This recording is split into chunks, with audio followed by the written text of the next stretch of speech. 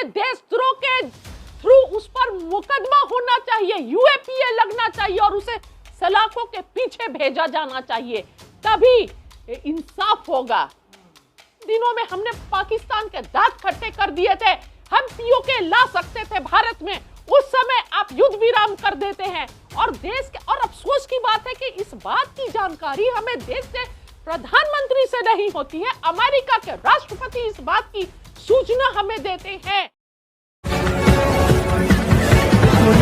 इस समय जो मुसीबत की घड़ी में जब देश पाकिस्तान को करारा जवाब दे रहा था उसी के शब्दों में, उस समय पूरा पक्ष विपक्ष एक साथ खड़ा था, पूरा देश एक साथ खड़ा था, भारत सरकार के साथ खड़ा था, अपने सैनिकों के साथ खड़ा था। कोई नहीं बोल सकता है कि हम साथ नहीं थे। लेकिन जब युद्ध विराम लग गया तो सवाल तो करेंगे ना सरकार से कि युद्ध विराम कैसे लगा, सीज फायर किसके बोलने पर हुआ। जब 3 दिनों में हमने पाकिस्तान के दांत खट्टे कर दिए थे, हम पीओके ला सकते थे भारत में, उस समय आप युद्ध विराम कर देते हैं। और देश के, और अफसोस की बात है कि इस बात की जानकारी हमें देश के प्रधानमंत्री से नहीं होती है, अमेरिका के राष्ट्रपति इस बात की सूचना हमें देते हैं। और उसके बाद से भी प्रधानमंत्री आकर कल जो अपने मन की बात कही, देश को संबोधन किया, उससे मात्र आधे घंटे पहले अमेरिका के प्रेसिडेंट आते हैं और उनका स्टेटमेंट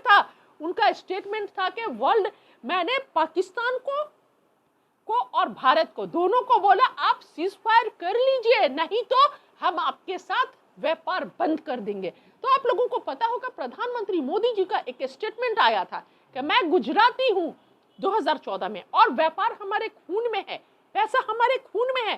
तो व्यापार यानी देशभक्ति से ऊपर व्यापार हो गया, आज आपने साबित कर दिया ये। और उधर दूसरी तरफ बहुत अफसोस की बात है जो पाकिस्तान को ट्रंप ने हमारे बराबर लाकर खड़ा कर दिया। नहीं मैम, बाप होता है, बेटा का एक दर्द होता है, बेटा को खत्म करने से पहले बाप का जो दर्द है मौका दिया गया है।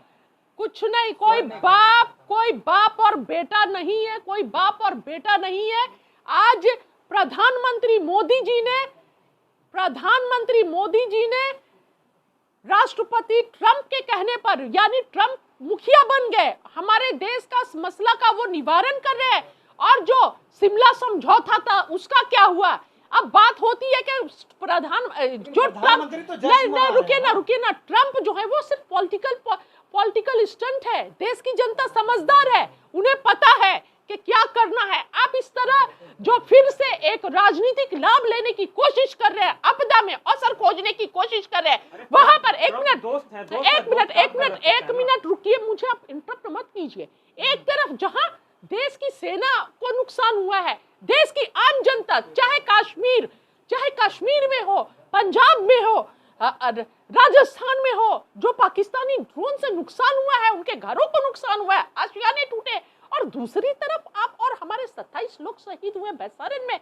आप पहले ये बताइए, इंटेलिजेंस की रिपोर्ट थी कि अटैक्स हो सकते हैं, उसके बाद से सेना को किसने हटाया, सुरक्षा को किसने हटाया, और आप आपदा में अवसर खोज रहे हैं, पॉलिटिकल बेनिफिट सोच रहे हैं। इतनी गंदी सोच, लाशों पर वोट मांग रहे हैं, लाशों पर वोट मांग रहे हैं, आप लाशों पर वोट मांग रहे हैं, हमारे देश के लोगों के लाशों पर वोट मांग रहे हैं। कश्मीर के लोगों का, जम्मू कश्मीर के लोगों के आशियाने टूटे हैं, शहीद हुए हैं, पंजाब में लोगों को नुकसान हुआ है, राजस्थान में नुकसान हुआ है, देश के लोगों की शहादत पर आप वोट मांग रहे हैं। जरा तो शर्म कीजिए, थोड़ा तो शर्म कीजिए। समझ में नहीं आता है आप लोगों के इस रूप के लिए क्या नाम लिया जाए।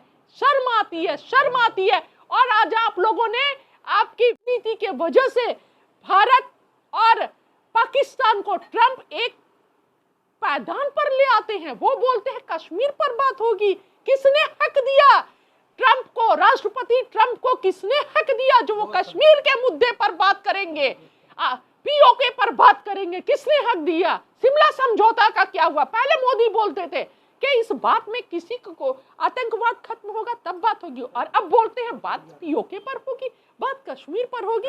आखिर चल क्या रहा है? देश की जनता को बताइए।